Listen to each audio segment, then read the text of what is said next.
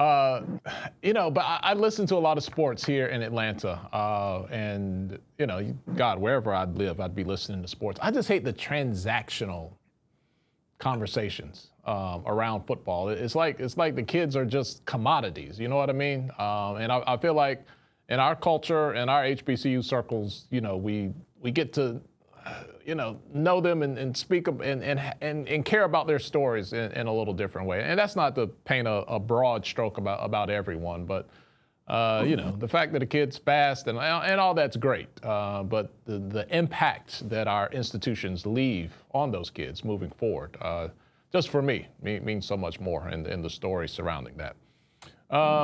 Prediction time, Neely. You kind of said it early. But you want to give me a number here?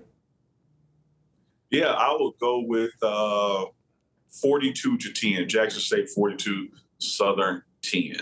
What you have here now, there may be a gap tally in the numbers, but you literally have the number one offense in the SWAC going against the number two defense in the SWAC. But in that number two defense, Southern leads the nation in takeaways and sacks and score points by defense. They just don't lead in the points allowed or the yardage allowed like Jackson State does. So Jackson State has the number one the number one defense, excuse me. Southern has the number two offense in the SWAC. So you not only have the number one team from the West, the number one team from the East, you have the number one team statistically taking on the number two team statistically. So what's going to have to happen is somebody's got to hit their numbers. Southern gives up 21 points a game. We only give up 9, just under 10. Southern scores about 21 plus a game. We score into the 30s. If we hit our numbers and they hit theirs, we win the game.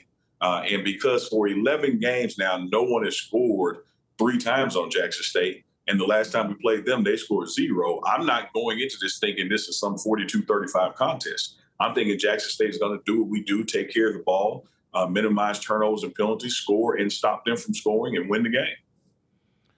You are probably going to be on TV a lot more.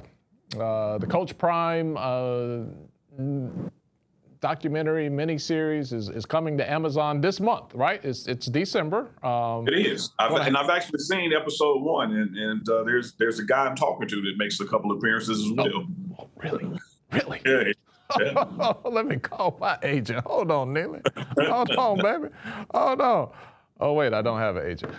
Okay. Well, that's all right. I'll take that. I'll take that. But what day? Do you know what day it starts? I don't. I don't know when episode 1 drops, and they're still doing some filming because it goes all the way through this season. And of course, this season hasn't ended, so they were there as recently as Monday and Tuesday doing some filming of this week. But episode 1, which I preview, takes you through the off season to about the Tennessee State game.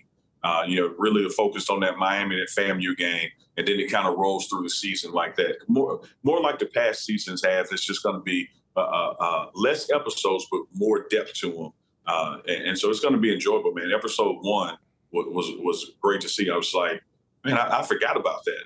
Like I forgot that happened. And so although this stuff feels like it's happening now, man, so much has happened in the past 13 weeks of Jackson State football. Counting the bye weeks and that kind of thing. That's been amazing. And it's going to be a well-done documentary. And again, it's airing on Amazon Prime. And so that's even more exposure for the university and for these student athletes. How has Jackson been? Has there been a come up for Jackson in these last 3 seasons? I don't know, Neely, what have you tangibly seen? I know we got the turf and the field, but just the campus overall. Have you seen things that you're like, wow, this exposure is like paying off like right now in the moment? Yeah, I think it's the intangible, man. You talked about, when you're taking it back because kids, student athletes, college students are treated and traded like a commodity. But we have to realize that there's a business to college athletics. There's a business to college football. And I do think that in a lot of ways, Jackson State University, the city of Jackson, Hinds County, the state of Mississippi, and even HBCUs have missed out on the business impact that could take place having a Deion Sanders in your mix. But when you look at those intangible things, the energy here, the pride here, people walking around with a little more to him. Even when Coach Prime has asked for a weekend of no crime and no murders, and it happens. Just to have that kind of gravitas from a leader is phenomenal. But when you look at, again, Tolly, going back to this notion of what if he were to leave, when you look back at the past 3 seasons, why there was no State of Mississippi tourism or City of Jackson Visitors Bureau, there's a prime time to be in Jackson campaign. Why the hamburger place doesn't have a 21-ounce burger. Why the daiquiri shop doesn't have a blue and white 21-ounce daiquiri on their menu. I think things like that were just missed opportunities here. And should he remain, that's something that could be capitalized off. But when you ask me where are those visible changes, when you get a guy like Deion Sanders in your mix, a unicorn, you get a unicorn, there's only one of them. You got to make it work and you got to maximize it. Yeah, when you get a unicorn, spread some rainbows, man. They just kind of go hand in hand. I remember driving to Jackson to the championship game last year, and I think I told you, I was like, Jackson, I mean, Neely, I knew when I was getting close to the University of Alabama because the road signs were telling me, stadium here, there's there, Nick Saban there. And I kind of got through that. And I just kind of knew I was in Jackson when the GPS said, here you are. Yeah. Missed opportunities, man. There's no reason when you come in from 55 or I-20 that you don't see Deion Sanders' face on the billboard. Again, prime time to be in Jackson, just a simple slogan as that. So I do think there were some marketing opportunities missed out on. I do think from an exposure standpoint, when he's on Good Morning America coming live from Jackson, Mississippi, that's great.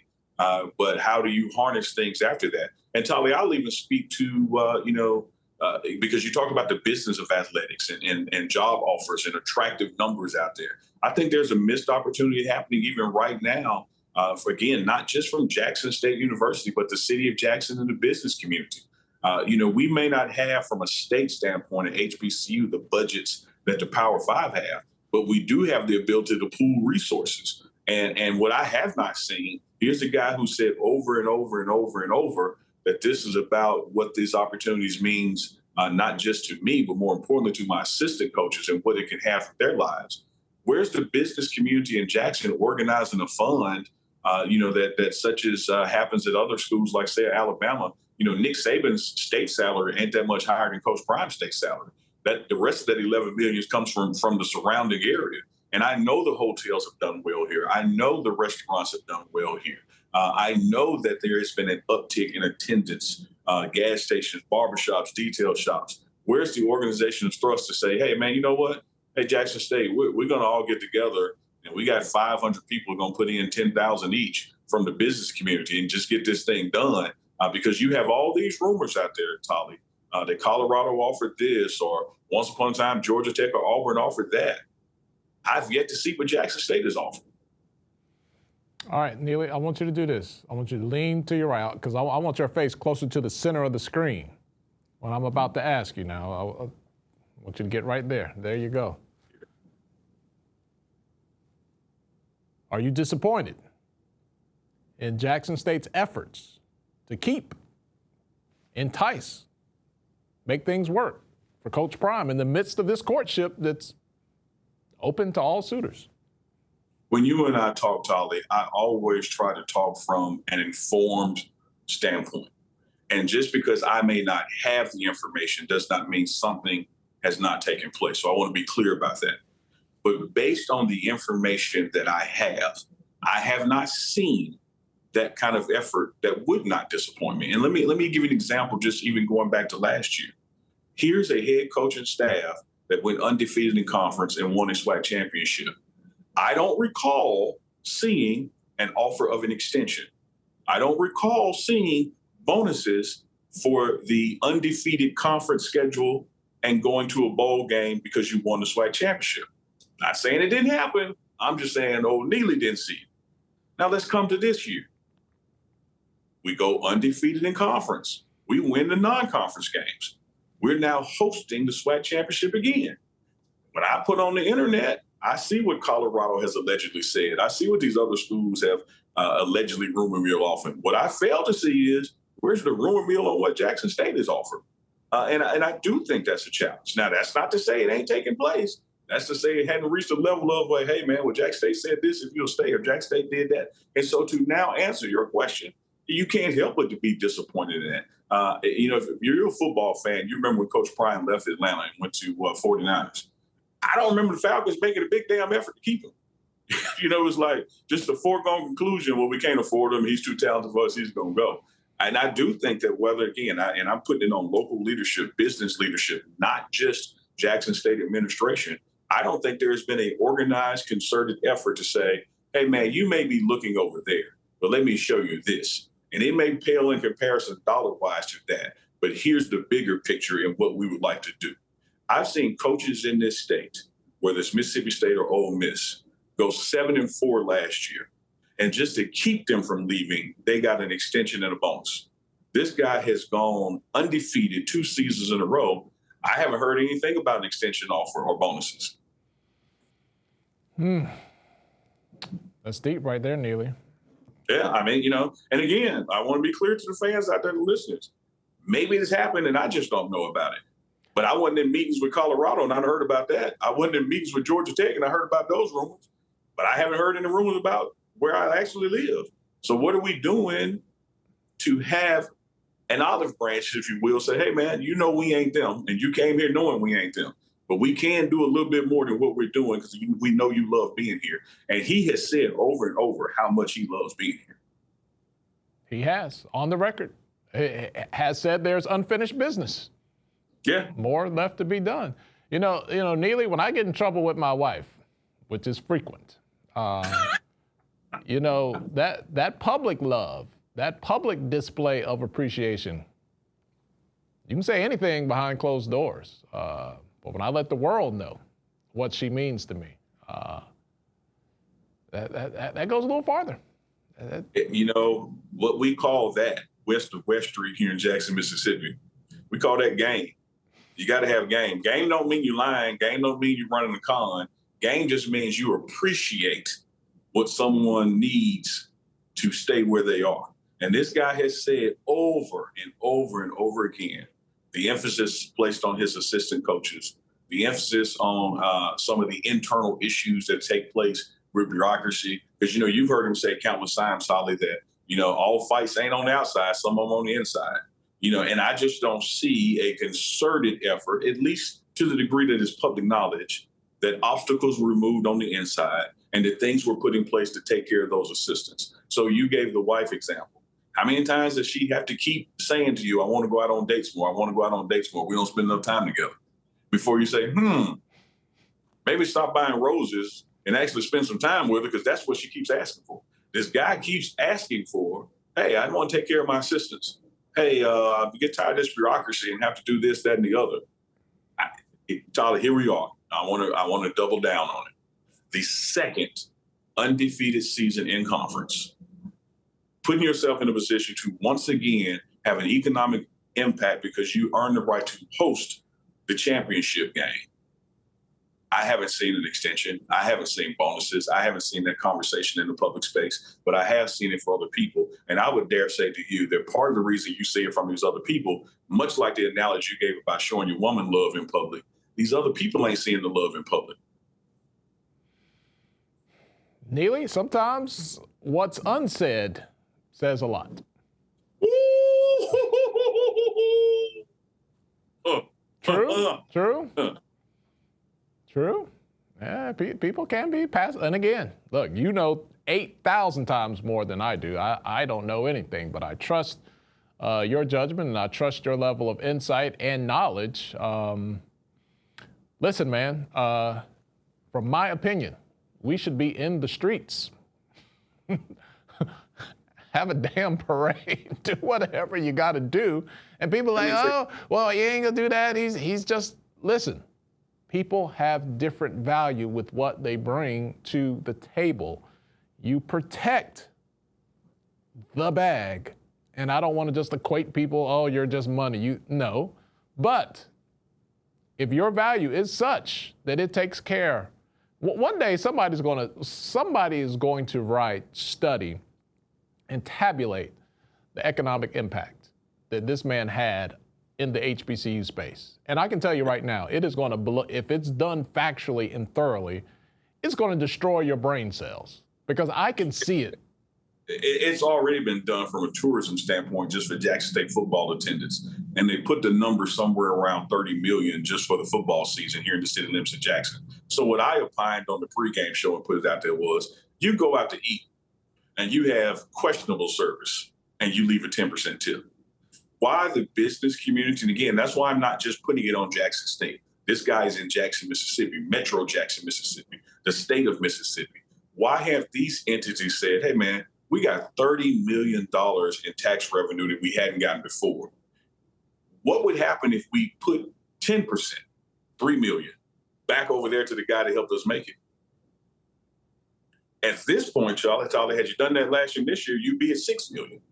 So the money is there. I don't know if there is a lack of intellectual acumen to match effort or a lack of desire. I just know what I'm hearing from these other schools and other opportunities, I'm not hearing here as well. And you said it best, man. Maybe it's quiet because we're saying something. I mean, if I had a woman, which I do, but if I was in the single space and there was a woman I was interested in, there was a line of dudes over there talking to her, and I was just sitting back on my phone like nothing was happening, I'd be saying something about my level of interest in her long term. Yeah, let me put my log on that fire about that woman. Not only would I be saying something, the other dudes in line gonna hear me saying it. You got that right. Yeah, it ain't just her friends gonna hear me saying it. Anybody in that sphere is gonna know, oh, Neely want her. Like, it's not gonna be up to interpretation, or I would go with that Neely guy, but I don't know if he's interested. Oh no, you gonna know I'm interested. And all I'm seeing, other than from fan chatter, I'm not seeing institutional, organized, public efforts of this is what we're going to do for this guy to stay. Now, should he turn that down, so be it. But you put your chips on the table. I think this is one of those things where I totally understand. I'm like you, Tyler, wish him the absolute best for his family should he decide to do that. He tells me all the time, has told the world all the time, that God sent me here. And if that's the case, then I know God can also move him somewhere else. And I'm respectful of that. But if that guy were about to leave me, he may leave, but he leaving with some claw marks on him. Like he gonna have to fight to get him. Yeah. Oh yeah, yeah. That shirt gonna have a tear in it because I'm grabbing on something. All right, seriously. One way or another, he's gonna have to make his intentions known here. We got recruiting coming. It was about this time last year, Travis Hunter decided to come to Jackson State. You can't leave the world in limbo, and I have no idea what he's going to do. Again, I wish him the best, but whatever it is, he's going to have to publicly kind of make that known here in the next week or two, right? I would think. Yeah, I would think. And let me say this. This is not a Coach Prime or Deion Sanders thing. This is just college football thing, a space that you and I live in. It's December now. There is a signing day period that's a couple of days away. Now, I don't know how often in this space that a coach makes the announcement to where he's going. Normally, that's done by the entity. But things are different when you're dealing with a Deion Sanders. So who knows? Because he is his own marketing and media machine, and he's a genius at it. But I would imagine, Tyler, that somewhere between this SWAC championship and the Celebration Bowl, whether he's staying going or wherever he's going to, and then shortly thereafter announcing whoever's coming in, should all those dominoes start to fall. This is a December thing, not a January or February thing. Because as you mentioned, it's recruiting season, National Signing Day, the early period is coming up, and people have to get staffs in place and that kind of thing. So for the people out there with angst and worry, I would say to you ain't got to worry much longer because something's got to happen. That's just the way the industry is. Right. You will know. Well, Neely, the next time I see you or talk to you, I'll either be crying or laughing. One of the two.